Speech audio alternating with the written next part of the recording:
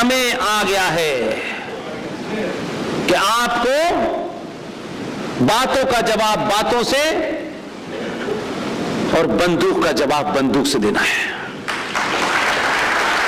क्योंकि यह नहीं हो सकता कि कोई हमारा कत्ल करे और हम उसके सामने मंत्रों को उच्चारण करें कि सन 75 में तुम्हारे पिताजी हमारे दोस्त थे, हमारे पिताजी और हमारे दादा के बीच में बड़े अच्छे संबंध थे और हम तो भाई भाई हैं। इसलिए 2002 के नायक को आपने प्रधानमंत्री बनाया, इसलिए बनाया। और यह सच्चाई है, जो ताली ना भी बजाएं मुझे उनका भी पता है कि सच तो यही है। हम कोई विकास वीर सिंह चौहान को नहीं ढूंढ रहे थे कि विकास कहां हुआ है। तो विकास की कहानी राजनीतिक तो हो सकती है, विकास में कोई वोट देता नहीं है। यह राजनीतिक जुमला अच्छा है, क्योंकि राजनीति में इन बातों को इसलिए कहना अच्छा होता है कि बहुत सारी बातें वो लोग नहीं कह सकते जो वोट मांगते हैं। इसलिए उनको यह कहना कि विकास भारत के लोगों को भा गया है। भारत के लोगों को विकास तभी चाहिए जब तक विकास वीर सिंह चौहान सुरक्षित है। और इसी का बदलाव और दबाव देखिए। पार्टी वार्टी कौन है मैं उसको नहीं जानता, वो तो एक सिंबल के तौर पे है। ये पार्टी तो पहले भी थी, तो 14 में ही ज्ञान प्राप्त हो गया था क्या? सब सूबे ही पैदा हुए हैं, इसमें तो ऐसे भी लोग थे कि 2014 पैदा ना हो उसके लिए हवन करा रहे थे।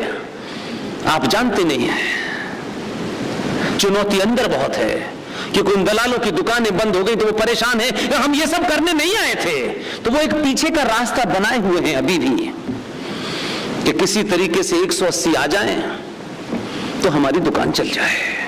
लेकिन आपने भी जिद कर रखी है कि 2083 दिए, अब 303 दिए। दुनिया डर गई है कि 2024 में क्या होने वाला है। इसलिए सत्ताओं का बदलाव ये बदलाव नहीं है, ये आपके बदलने के कारण सत्ताओं के ऊपर एक दबाव है। इसलिए मैंने कहा कि जिनकी गिनती 20 से 22 करोड़ है, उन्होंने कभी ये लालसा और इच्छा नहीं पाली कि हम एक दिन पार्लियामेंट में 300 आएंगे फिर हम कुछ करेंगे। उन्होंने इस देश की सत्ताओं के सामने हत्याओं से, मर्डर से, भीड़ से इस देश के तंत्र को, सत्ताओं को इतना झुकाया कि आपके सत्ताओं ने इस भारत के संविधान, जिसे सुबह शाम भारत का संविधान सर्वोपरि है, पिछले 70 सालों का उठा करके आप निरीक्षण करें तो एक पैरेलल व्यवस्था इस देश में इस्लामिक जिहादी मुसलमान को खुश करने के लिए पैरेलल व्यवस्था खड़ी कर दी है, जो संविधान के खिलाफ है। लेकिन कोई नहीं बोलता है टिकट ना कट जाए कहीं हमारी, क्योंकि लोगों को टिकट की चिंता है, राष्ट्र की चिंता नहीं है। आप पूछ सकते हैं कि मैं क्या कहना चाहता हूं। भारत का संविधान 1950 में बना, हो गई बात। जैसा भी है उस पर डिबेट नहीं करना चाहता, मेरा डिबेट का कोई इंटरेस्ट नहीं है, खासतौर से संविधान पे। संविधान जिन्होंने भी 1950 में बनाया, वही लोग पार्टी के ज्यादा थे, उसी मानसिकता के लोग ज्यादा थे। उन्हें अपनी सुविधाओं के अनुसार, क्योंकि सत्ता जाने वाली थी, तो भारत के प्रियम्बल, आप दुनिया का कोई संविधान उठा के देख लें, प्रियम्बल कहीं का बदलता नहीं है। प्रियम्बल जो होता है वो संविधान की आत्मा होता है। संविधान में समय समय पर अमेंडमेंट आते हैं और अमेंडमेंट के तहत उसमें बदलाव होता रहता है, वो समय के हिसाब से होता है, वो पूरी दुनिया में। लेकिन प्रियम्बल में बदलाव नहीं होता। प्रियम्बल कोई ऐसा ही नहीं है कि जल्दी जल्दी ट्रेन में बैठते हुए लिख दिया। लेकिन हमारे यहां क्या चुप्पी साधी हुई है समाज ने, आपकी चुप्पी के कारण ही वो इतने मुखर होकर झूठ बोलते हैं और आप चुपचाप सुनते रहते हैं। बाबा साहब अंबेडकर का संविधान, जब उस वक्त कॉन्स्टिट्यूशन असेंबली की बहसें चल रही थी, तब भी एक बीमारी किसी ने उठाई थी कि भारत का संविधान सेकुलर होना चाहिए। ये बीमारी उठाई थी, आर्काइव में जाके पढ़ ले, सब कुछ अवेलेबल है, सब मेरे पास है, ऐसा कुछ नहीं है। तब ये चर्चा में आया और लोगों ने खड़े होकर के, किसी ने नहीं, B.R. अंबेडकर जैसे बहादुर आदमी ने उसका जवाब दिया। इसलिए मैं कहता हूं कि किसी का सरनेम देख करके जब आप बात करेंगे तो फिर आप सच नहीं जानेंगे। किसका सरनेम क्या है क्या नहीं है, यह मेरे लिए कतई महत्वपूर्ण नहीं है।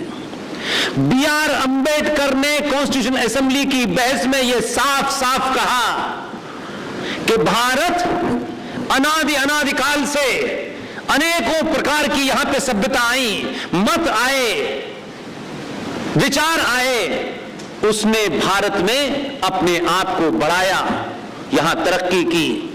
हमने आज तक हजारों साल के इतिहास में किसी से यह नहीं पूछा कि तुम भारत की धरती पे आए हो, तुम्हारा मत क्या है, और तुम्हारा मत यह है तो तुम्हें हम यहां नहीं रहने देंगे। भारत भूमि अनादिकाल से जो तथाकथित सेकुलर वर्ड जो हमने यूरोप से चुरा के लाए थे और किसी एजेंडे के तहत हम उसने भारत के संविधान में इंसर्ट किया, तब अंबेडकर ने कहा कि भारत की धरती में शब्द सेकुलर कहना अपने आप में भारत माता का अपमान करना है।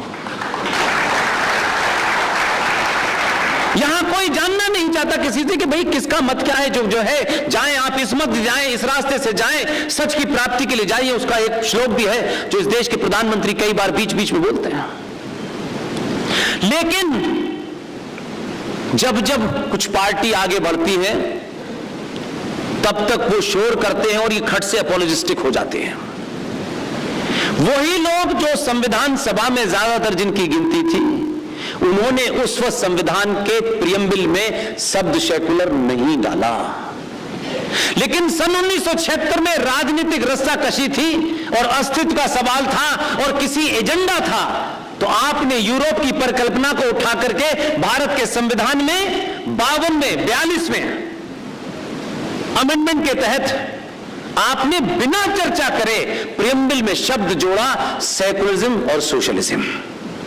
सन 1976 में जब भारत के ज्यादातर नेता जेल में बंद थे और ढंडोरा पिटिया के बाद, तो भाई सवाल पूछना चाहिए, क्या 1976 में आरएसएस के लोग सत्ता में आए थे जो इसको बदलना चाहते थे? लेकिन ये सत्ता के नजदीक पहुंचते वो कहते हैं ये संविधान बदल देंगे, ये संविधान, और ये बेचारे पीछे चले जाते हैं। उन्होंने 25 साल के अंदर अंबेडकर के संविधान में अमेंडमेंट करके सेकुलरिज्म डाल दिया। लेकिन आपके पूर्वजों ने क्या काम किया है जिससे आपका महाराष्ट्र जुड़ा हुआ है? इसलिए विजनरी लोग कभी इसकी चिंता नहीं करते कि मेरे रहते रहते मुझे एमपी क्यों नहीं बनाया, राज्यसभा में क्यों नहीं भेजा, मुझे वो पद क्यों नहीं भेजा। अगर ये मन में है, आप लड़ाई पॉलिटिक्स करें, लड़ें, एमपी बने, वो आपकी इच्छा है, उस पर कोई बुराई नहीं है। लेकिन अगर सारा समाज ये सोचने लगेगा तो सच बोलेगा कौन? इसलिए अंबेडकर ने और डॉक्टर राजेंद्र प्रसाद ने इतना बड़ा काम किया, इसकी चर्चा में सड़क सड़क करता हूं, गली गली करता हूं, जितनी मेरी हैसियत है उस हैसियत के हिसाब से पूरी कोशिश करता हूं। और सबसे कहता हूं कि इसमें जरूरी नहीं है कि मैं आपसे मिलने आया था ये किसी को पता चले, मैं आपको ये तथ्य देने आया हूं, उसे देख लीजिए, पढ़ लीजिए, बस इतना ही कर दीजिए। मैं कुछ भी आपसे नहीं चाहता। अगर आप मुझसे पूछते हैं, मेरा सम्मान करते हैं तो। इसलिए ऐसी ही 3-4 मुहिम को लेकर के हमारी टीम लड़ी। हमारा कोई दूर दूर तक उस फंक्शन का होने में भी हम नहीं जाते हैं। हमको जो आत्मसंतुष्टि बैठ के कमरे में देखना होता है कि जो हमने मुहिम चलाई थी वो देखो आज इंडिया गेट पे हो रही है, हम इसमें खुश रहते हैं और वही हमारी संतुष्टि का कारण है। और इसलिए हम कभी विचलित नहीं होते, ये कर दिया वो कर दिया, हमें ये नहीं मिला, ये थॉट ही नहीं है। इसलिए उन 4 चीजों में से एक बताता हूं, इसी साल पूरी होगी। पहले उसकी डेट अनाउंस हुई थी, अब क्योंकि सत्ता पे जो लोग बैठे हैं उसको मुझे लगता है कि इतना लीवरेज हमको समय देना चाहिए कि वो किस दिन इस काम को करेंगे ये उन्हें चुनने की इजाजत होनी चाहिए। लेकिन फिर भी मैं इस बात से खुश हूं, मुझे हल्का हल्का डर भी था कि ये 15 तारीख को हो, लेकिन जितने उस परिवार से कनेक्टेड लोग थे सबने कहा ये नहीं होनी चाहिए। मैंने कहा यार चाहता तो मैं भी हूं कि ना हो, और जब नहीं हुई तो मुझे संतुष्टि हुई, क्योंकि वो जिस डेट में होने वाली है तब आपको पता चलेगा कि लड़ाइयां ऐसी लड़िए जिससे तत्कालिक तौर पे फायदा ना हो, हम ना भी रहें तो भी नस्लें उस पुरुषार्थी को देखेंगी।